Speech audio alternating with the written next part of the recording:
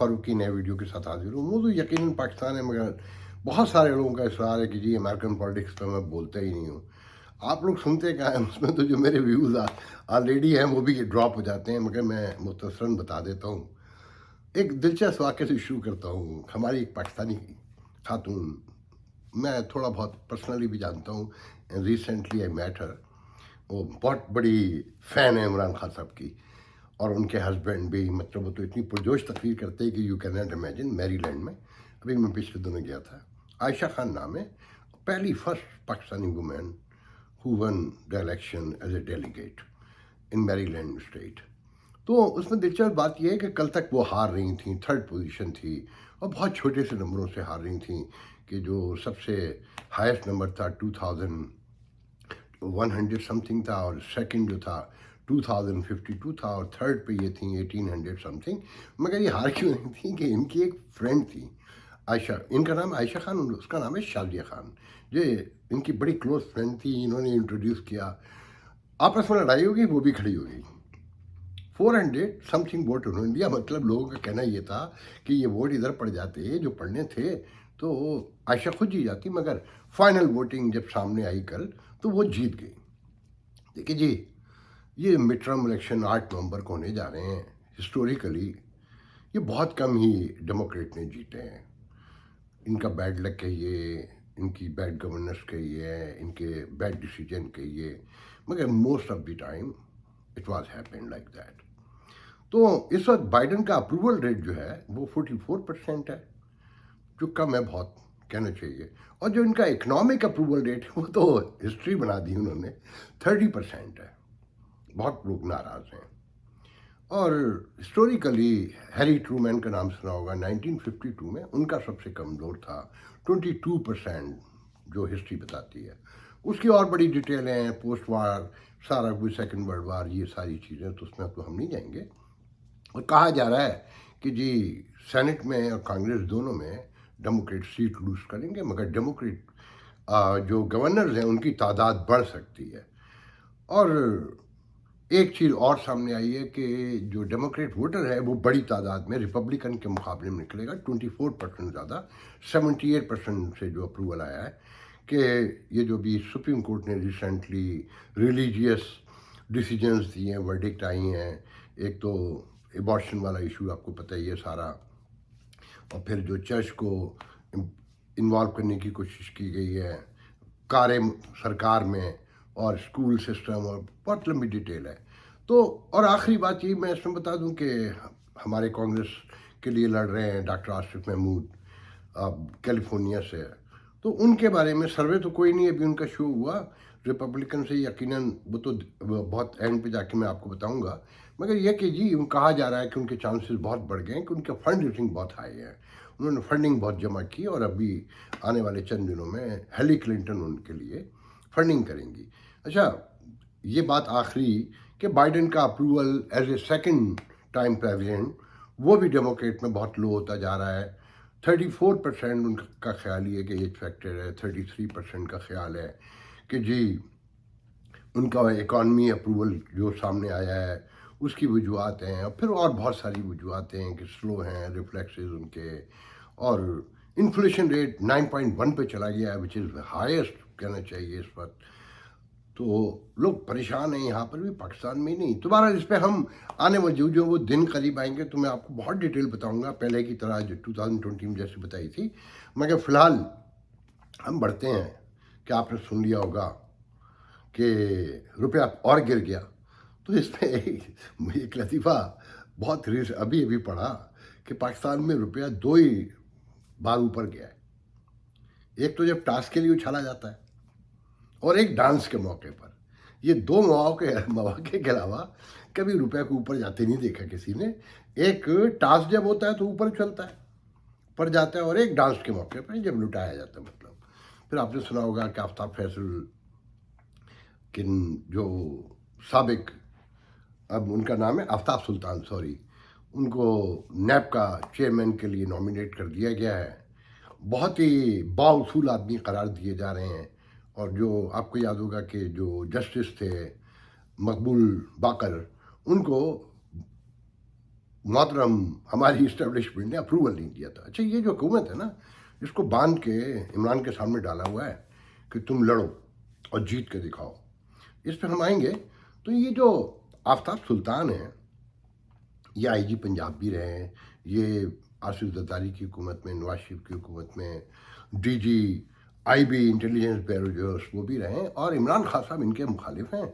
और कहा जाता है कि बस किसी भी लम्हे खान साहब इनके खिलाफ भी इलेक्शन कमिश्नर की तरह आकर फटने वाले हैं कि हम इसे नहीं मानते। क्योंकि ये वो आदमी है जो 2014 के जब खान साहब धरना दे रहे थे, तो इसने अपने ही इदारे के कुछ अफसरों की और पीटीआई के लोगों की टेप पकड़ी थी कि जो धरने को कामयाब बनाने के लिए बातें कर रहे थे, और नवाज शरीफ के सामने ला के रख दिया था। फिर सारी स्टोरी आपको पता है।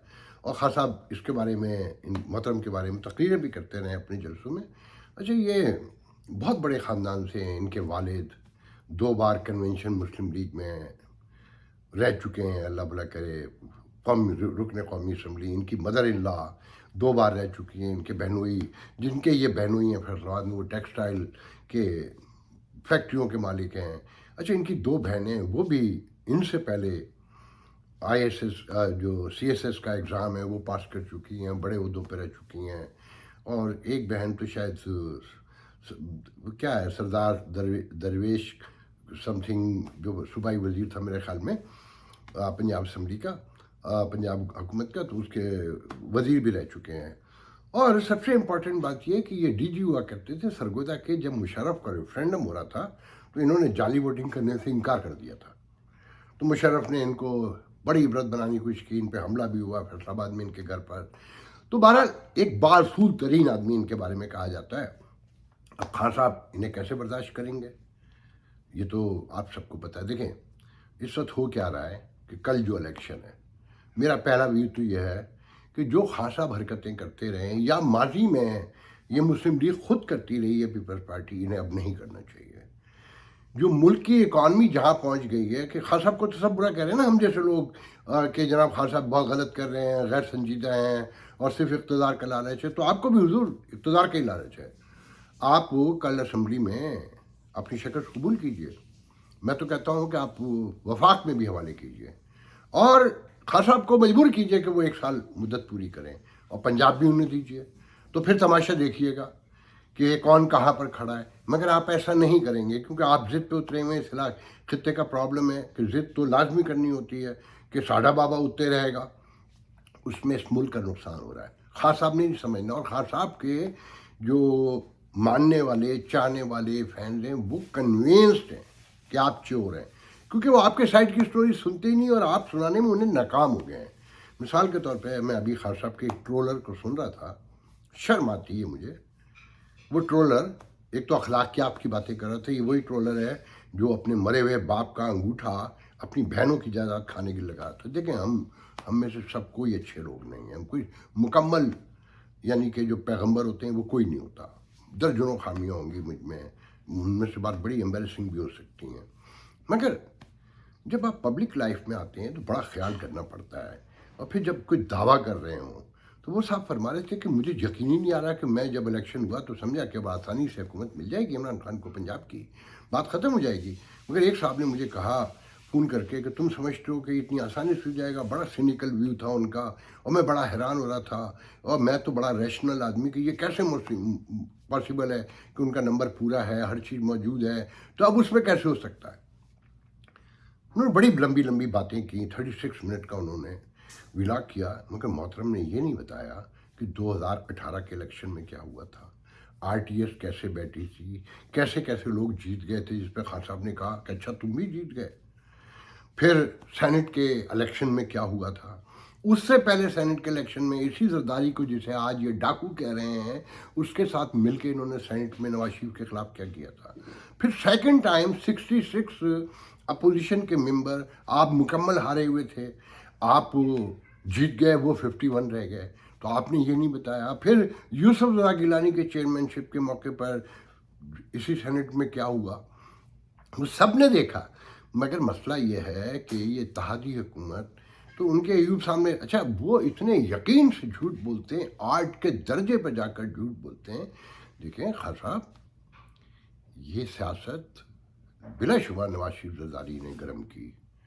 جیسے ابھی مولانا فضل الرحمان نے کہا ہے نا کہ وہ آپ کے لیے زمین کو اتنا گرم کر دیں گے کہ آپ کے تلوے جل جائیں گے, آپ رکھ نہیں سکیں گے یہ نرم تلوے. اس اشارے کا مطلب سمجھتے ہیں انہوں نے کتنی خوفناک دھمکی دی ہے, اور اس ملک میں یہ دھمکیاں کس طرح دی جاتی ہیں, توہین مذہب, توہین رسالت, اور وہ کس طرح کے لوگ ہیں. یہ ساری چیزیں لوگوں کو اتنا ایگریویٹ کریں, اتنا غصہ دلائیں, اتنی نفرت بڑھائیں کہ آپ خود بھی افورڈ کر سکیں. کہ آپ الیکشن میں ایک پہلے تو کہتے ہیں کہ جو مبارکباد دیتے ہیں کہ الیکشن جیت کے, دوسرے دن آپ کہتے ہیں الیکشن کمشنر بھگاؤ, یہ چور ہے, یہ بیمان ہے, ملا ہوا ہے. کیونکہ آپ کو پتہ ہے نا کہ آپ کیوں کہہ رہے ہیں. تو چیزوں کو ان کے مینر میں رکھیں کہ یہ ریاست چلتی رہے, اکانومی کہیں آگے بڑھے, تو یہ ساری آنیاں جانیاں آپ کے مخالفین کی سب کی اچھی لگیں گی. مگر آپ یہ کہتے ہیں کہ سامنے والے سارے بے ایمان ہیں, چور ہیں, ڈاکو ہیں, اور یہ لٹیرے ہیں, 40 کروڑ میں خرید رہے ہیں. 3 کا ایفیڈیوٹ آپ نے لیا ایفیڈیوٹ, انہوں نے بھی آج لینے شروع کر دی ہیں. تو اس سے معاملات حل نہیں ہوں گے. جب ڈیموکریسی یہ بتاتی ہے کہ ٹالرنس, پیشنس, ڈسپلن, جب تک آپ ان کے ساتھ بیٹھ کر ٹیبل پر گفتگو نہیں کریں گے. آپ پڑھے لکھے آدمی, آپ کو پتہ نہیں کسی جنگ کا فیصلہ آج تک میدان کارزار میں نہیں ہوا, ٹیبل پر ہی آنا پڑتا ہے. آپ کو بیٹھنا ہے اگر آپ کو پالیٹکس کرنی ہے اور اس ریاست کو بچانا ہے. اگر آپ کو کوئی اور ایجنڈا ہے تو وہ ہم نہیں جانتے. دیکھیں میرے نزدیک تو معاملات خراب ہو رہے ہیں. جس طریقے سے بیہیو کر رہی ہے ریاست کہ نواز شریف تو بول بھی نہیں سکتا, ابھی بھی اس کو اجازت نہیں ہے. خان صاحب پہ 600 مقدمے بتائے جاتے ہیں ٹوٹل, کوئی بولنے والا ہی نہیں ہے کہ بھئی ان کے بارے میں کچھ پتہ تو چلے کیا ہے. فارن فنڈنگ کیس چلیں, اس کے لیے تو لوگ کہتے ہیں کہ جی وہ ایک طویل فیصلہ ہے, تو اس کی باریکیاں بھی لکھی جا رہی ہیں, تو اس پر ٹائم لگ سکتا ہے. مگر اب وہ ٹائم بھی پورا ہو گیا. کتنا طویل لکھ رہے ہیں, کوئی 1000 صفحات لکھ رہے ہوں تو تب بھی لکھے جا سکتے ہیں. وہ بھی کوئی اتنا بڑا کام نہیں ہے. جج صاحب خود تھوڑی بیٹھ کے لکھ رہے ہیں, وہ تو انہوں نے سمری بنائی ہوگی, بریف کیا ہوگا, اسٹینوگرافر جو ہوں گے وہ لکھ رہے ہوں گے. تو خیر ہم آگے بڑھتے ہیں کہ دیکھیں خان صاحب, آپ کو سمجھنا ہوگا سارے معاملات کو. اگر آپ نے ایسے ہی شور مچاتے رہو. پھر دوسری اہم بات یہ ہے کہ ہم جیسے لوگ شروع سے کہتے ہیں جب آپ کی حکومت گرائی کہ آپ کی حکومت نہیں گرانی چاہیے تھی, اس کی سزا یہ آج خود بھگت رہے ہیں.